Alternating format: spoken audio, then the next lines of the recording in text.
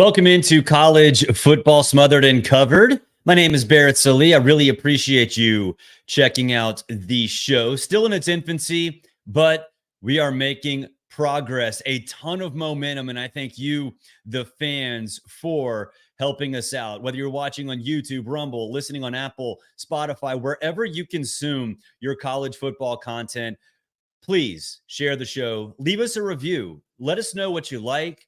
But I think more importantly, let us know what you dislike, because this show is tailored to you. So please let us know what we're doing right. Constructive criticism is always good. So let us know what I'm doing wrong as well. We have a busy show today. Breaking news out of Georgia. No, not the Bulldogs, but somewhere closer to Atlanta. The SEC going to a 9-game schedule at some point. Technology now moving into the helmets and the sidelines of players, and the Big Ten wants a little bit more competitiveness in the month of November. We're going to get to all of that, of course, throughout what is an absolutely loaded show. Reminder, this show brought to you by Coastal Vibe Vacations, 850-888-0515, coastalvibevacations.com. They specialize in 1-bedroom, 2-bedroom, 3-bedroom rentals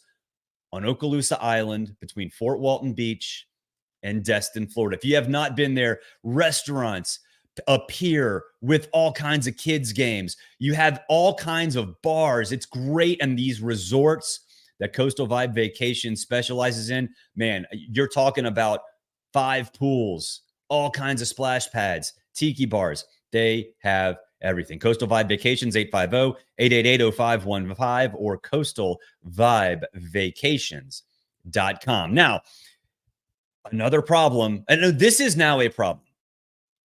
There is a coaching problem in the world of college football, and it's something that needs to be addressed. If you missed it this morning, news broke that Georgia State coach Shawn Elliott is returning to the Gamecocks to be the tight ends coach under Shane Beamer. Now, I say returning because he was the interim head coach when Steve Spurrier retired a few years back. But look at what's happening. Whether it's Chip Kelly leaving UCLA to become the offensive coordinator at Ohio State, and now Shawn Elliott leaving to become the tight ends coach at Georgia State. And we've seen this with South Alabama, Kane Womack going to Alabama as well. This is a problem.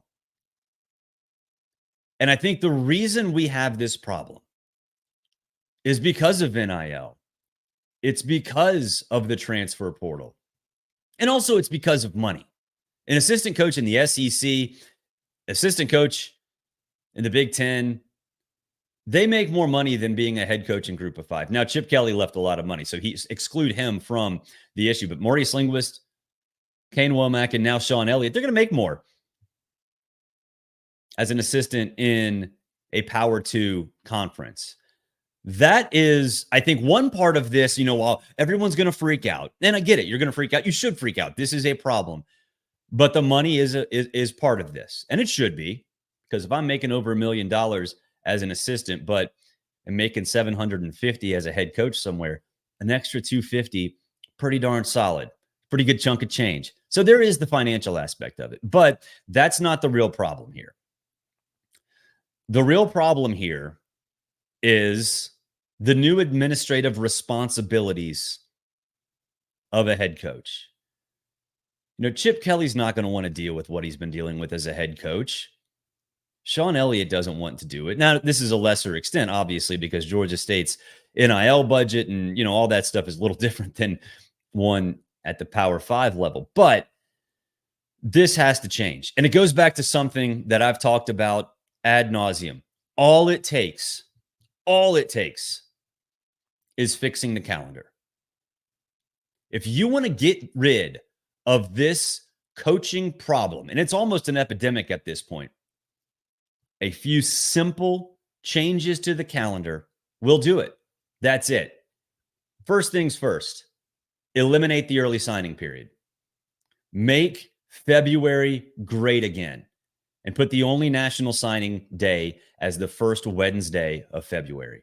That's going to solve a lot. Now, if you don't want to eliminate the early signing period, okay, make it in July before fall camp. Make it, mid-August, whatever. I don't care when it is. Because the initial intent, remember, of the college football early signing period, I should say, was to let long-time commitments or legacy players get it out of the way before high school. That was the initial intent when we started talking about this 10, 15 years ago. And I remember Dan Mullen, I think he was even at Mississippi State at this point, said it has to be at that point. It has to be at that time. He warned you. Everybody warned you. Everybody that said we should have it before the season warned you. And look where we are. It's a disaster. So if you want to prevent this from happening, if you want to prevent sitting head coaches from going to take assistant coaching jobs elsewhere in the country, eliminate the early signing period. That will do an awful lot because it would prevent them from having to deal with high school recruits when they're also having to deal with the transfer portal, hiring assistant coaches. Oh, yeah, and actually playing football, practicing for bowl games. And in some cases, 12 of them next year, preparing for the college football playoff. Okay, do that, coaches stay. Now, you want this to really, really go away. Transfer portal for only 1 week in the winter. The Monday after championship Saturday, open the transfer portal window. Close it the following Monday. It solves basically everything. Players who were unhappy can bail. It solves basically everything. Players can bail.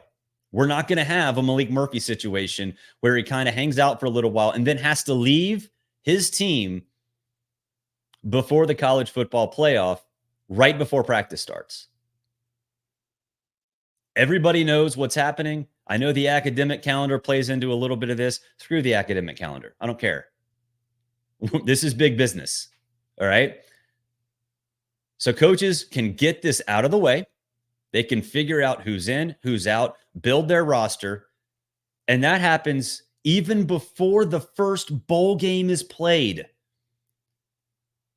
Even if you're in the worst possible bowl game, the first bowl game of the cycle, the transfer portal window will have already been closed. Now, for Army-Navy, which takes place a week after, okay, exception. Fine. Don't care. That's totally cool. Because if coaches know their roster in mid-December, it would allow them to focus on National Signing Day, the high school version in February, not the one in mid-December, because again, we're doing away with that. They could get ready for spring practice, and then they can gear up for the spring transfer portal window, which should be the most important one, because that players would actually go through spring practice. They'll know their new coaches if they've made a change. They will see where the depth chart is. Now, obviously, there's not going to be an actual depth chart, but players are taking reps. They know what's up. The spring transfer portal window should be the one that counts. So, two simple things. Eliminate the early signing period, or at the very least, move it to late July, mid-August, wherever. You could even do it before media days. You could even do it at the end of June, whatever. And shorten the winter transfer portal to 1 week. Start it the Monday after championship Saturday and close it that following week, 2 days after the Heisman Trophy ceremony. What's the problem? It would solve a lot, and it would keep coaches in their jobs. It would keep coaches away from doing what Shawn Elliott did, for what Kane Womack did, for what Maurice Linguist did. I don't think it would prevent Chip Kelly because that's a different situation. He was at UCLA going to the Big Ten. He just didn't like what he was having to deal with. It's got to be fixed, folks. It's got to be fixed, and it can be fixed. The calendar in college football is screwed up, and all you need to do is eliminate the early signing period and shorten the transfer portal window in the winter to 1 week, starting after championship Saturday and closing the following Monday. It really isn't that hard, but it's college football. It's the NCAA, which means it won't happen because this sport is beautifully dysfunctional, but this isn't beautiful. It's got to be fixed. Reminder, the show brought to you by Coastal Vibe Vacations, 850-888-0515, coastalvibevacations.com, specializing in 1, 2, 3-bedroom condos on Okaloosa Island along the Gulf Coast of Florida between Destin and Fort Walton, coastalvibevacations.com. So another problem was discussed on Wednesday, and that is the future of the SEC football schedule. Now, if you remember, the one that was released during the season was a one-year stopgap for the 2024 season when Texas and Oklahoma joined. It's an 8-game schedule, and you can kind of see where the one permanent opponent would be, but it's not official. But it's an 8-game schedule. The majority of those big rivalries are already on there. And the Texas AD discussed at I think it was a booster event, that they're working on a nine-game schedule. The 2025, he said, was going to be the same as the 2024 in terms of just 8 games. I'm sure we can figure out the rivalries that next year too. But then 2026 and beyond, a 9-game schedule. And to me, that shows where the momentum is. And it's where the momentum had been for a long time. The 6+3 model. If there was an 8-game schedule, there'd be 1 permanent. But if there's a 9-game schedule, it'd be 6 rotating and 3 permanent. And you'd still see every team over a 2-year span, which is something that I think matters to a lot of coaches, more than maybe fans realize. So this is something that a 9-game schedule, when Nick Saban was at Alabama, he lobbied for a 9-game schedule forever. I mean, I've been down at SEC spring meetings in Destin quite a bit, and it was his major talking point for probably 5 years, certainly after Texas A&M and Missouri joined the conference in 2012.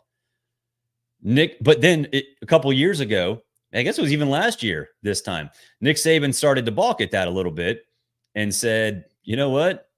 We got to get this fixed. And the dots that were connected were that Alabama was going to get stuck with Auburn, LSU, and Tennessee. So I'd be pretty pissed about that too. But it does look like the 6+3 model will be adopted. And I was for either one. I didn't really care either way, because even if your rival isn't on there as one of your permanent opponents, you're still going to see him every other year. Is that a problem? Yeah. Is it a massive deal? No. You're still going to be able to get revenge. A lot of the players will still be on the roster, whatever. But I am content with the 6+3 model. Now, for some schools, for a lot of schools, actually, you don't even have 3 permanent opponents. So that part will be interesting. Like, who gets Vandy? The SEC can't pretend like it knows how teams are going to be 2, 3, 4, 5 years down the road, but they pretty much know that Vandy is going to be the cellar dweller. So that's going to be the next discussion in this. I think we all know that Alabama is going to get Tennessee, Auburn, and LSU. Auburn is going to get Georgia, Alabama, and that one might be a mystery. The obvious one would be LSU, but I doubt that. Maybe Florida, bring back that Florida rivalry. That was a big one, kids. If you don't remember that, look it up. It was a big one, early 2000s and prior to that. If you're Texas, you're going to get Oklahoma. You're going to get Texas A&M. You might get LSU. You might get Arkansas. Probably Arkansas, because it's an old Southwest Conference rivalry. So you're going to get a lot of these games, and that's good. That's fine. I wish it would happen in 2025. If they're still having to negotiate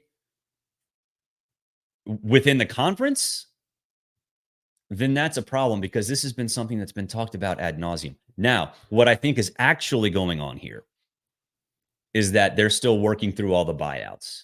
There are several teams that have 3 Power 5 opponents scheduled. Most of the ones that have that are Georgia, South Carolina, Kentucky, Florida, because they have out of conference rivalry games. Those have to be bought out. You have to negotiate that. ESPN is ESPN, so I'm sure they are facilitating a lot of that, but that's a lot of work. So to me, it's not that, I'm just guessing here, it's not that these ADs and presidents are still debating what the format will be. It's how you clear some of those permanent or those out of conference games that are already on the books out. I think Georgia has 4 out of conference Power 5 games scheduled, maybe 2026 or 2027. Like, if you go to a 9-game conference schedule, you got to buy one out. You probably should buy 2 out. And if you lose a game, and this goes for everybody, if you lose a game within the conference, it really wouldn't have a big factor in terms of where you are in the college football playoff rankings. So that's a big one that's been going on lately. I'm really excited to see if they can move that forward and start in 2025, although I doubt it, but still settling on a future is something that I think is very important. Speaking of future, the ACC approved something. It's not set in stone, and the ACC can't do it until they get approval from the higher ups, but sideline tablets and helmet radios for quarterbacks and linebackers, they've approved it, and this is something that should have happened long ago. If we can have instant replay in every single possible stadium in college football, we should have been able to have headsets in the helmets of college football players. At least that the middle linebacker and the quarterback. The NFL's done this forever. It will make things a lot easier. Now, it will remove the home field advantage from a lot of stadiums who pride themselves on noise. Is that a huge deal? No, it's not a huge deal. It'll make things a lot easier, a lot cleaner. It'll be a better product. And we saw bowl games experiment with this and the sideline tablets. I know the Independence Bowl was one. I think there was a couple that did it. Maybe the Belk Bowl, I think, did it as well. I'm sorry, not the Belk Bowl. The Duke's Mayo Bowl now. Duke's Mayo, folks, I apologize. I still have your helmet up there. It is out of sight of the camera shot, but it is still up there. So this is a great product. And tablets are the same. Like, NFL teams used to be able to print papers out and show still shots. Now they have iPads. It really is the same thing. If you're making $800 million in revenue, which is probably where the Big Ten and the SEC are going to be in year one, you can afford 15 tablets. You already give them to all your players for the playbook. You can get 15 more and use them as sideline training devices. So love it. Can't wait to see it implemented. I loved actually watching it in the bowl games. I wasn't aware which bowls were actually doing it.